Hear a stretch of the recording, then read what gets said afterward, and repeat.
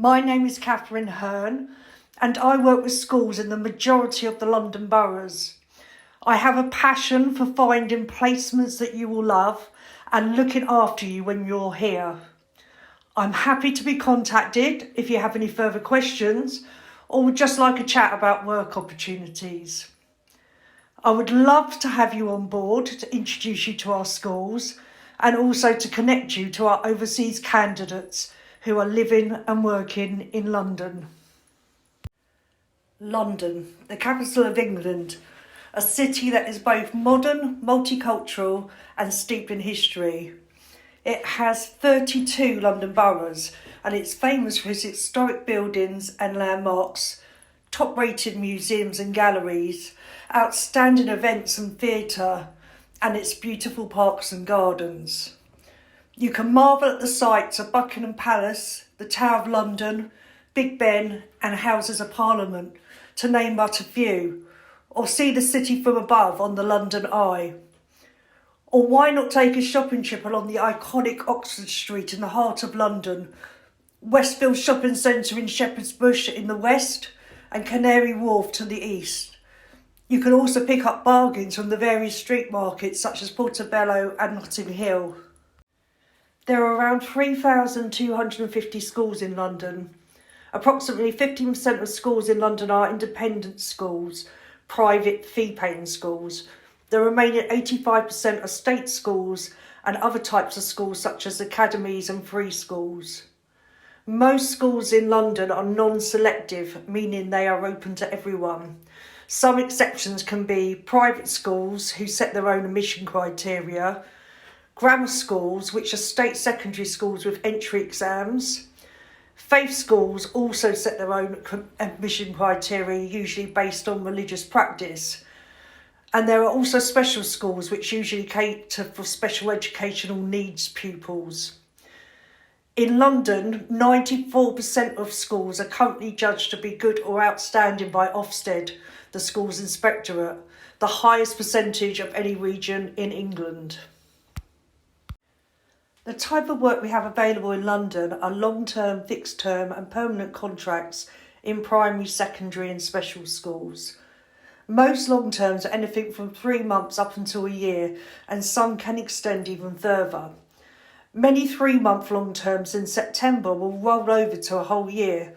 Also, more and more, they are rolling over academic years as well.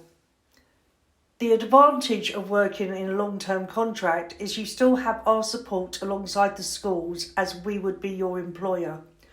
So you would still receive the regular support, check-ins and networking opportunities, which is really important when you're taking the step to travel overseas for work. Before you finish your long-term, we will look to place you with another school to ensure your employment is continuous. A fixed-term contract means that will end on a particular date and that you are taken directly onto the school's payroll. Having an end date could be for many reasons. The position is only needed for a certain time frame, or perhaps your visa has an end date on it. Permanent contracts are where you're taken onto the school's payroll on an ongoing basis with no end date. This option would be for someone who had right to work in the UK with no end date and is looking to settle in the UK as their permanent residence. Feedback from the current London cohort is that staff in schools have been supportive and welcoming. As London schools have a history of working with overseas teachers for many years, they understand how to facilitate a good induction for our teachers. I'm also here to support you through the whole process. I've had 25 years experience working in education recruitment and bringing overseas candidates to the UK, and I'm also a qualified teacher. It will start by gaining your interview, then fully prepping you, and then once you've secured the job, helping you with any questions and queries. Once you're in the UK, I'll be keeping in regular contact by calls, texts and emails, as well as coming to visit you at school. I also organise overseas networking events, giving you the opportunity to make new friends right from the start of your journey and to have another level of support available to you. After securing your job, your head will naturally turn to where am I going to live? London is a huge city and each area has its own character. so it does depend what you're looking for. It has a huge rental market from house shares to studio flats. A good site to go on is spareroom.com for house shares. Also, check out letting agencies. Make sure, however, you are clear on what documentation they would require. We can also network with our current overseas teachers to see if they know of anything.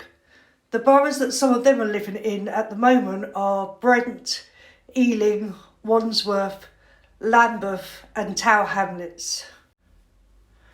Of course, one of the bonuses of living and working in London is the accessibility to travel. There are 6 international airports in London. Heathrow to the west of London is one of the world's busiest airports and the biggest in the UK. Gatwick is the second busiest airport and is south of London in West Sussex, but it's easily accessible from London Victoria train station. London City Airport is the closest to the centre of London and is tailored more to business flights and is relatively small. London Stansted is a popular airport to the north-east of the capital in Essex. It has lots of budget airlines flying from there, such as Ryanair and EasyJet, with cheap flights to Europe. You can catch a train there from Liverpool Street. Luton Airport is northwest of London and also known for its cheap flights, and you can get there by National Express coach or catch a Thameslink train. Southend is in Essex and is London's smallest airport, and it has limited flights and is about an hour's train journey from London city centre. It does have some good budget flights to Amsterdam, a must to see on your travels. And don't forget about the trains. You can get the Eurostar from Waterloo and St Pancras International direct to many destinations in Europe. Also, if you want to explore the UK, there are all the fast and high-speed services out of the London train stations. London has one of the best theatre scenes in the world, with musicals such as The Lion King and Mamma Mia to plays such as To Kill a Mockingbird and The Mousetrap.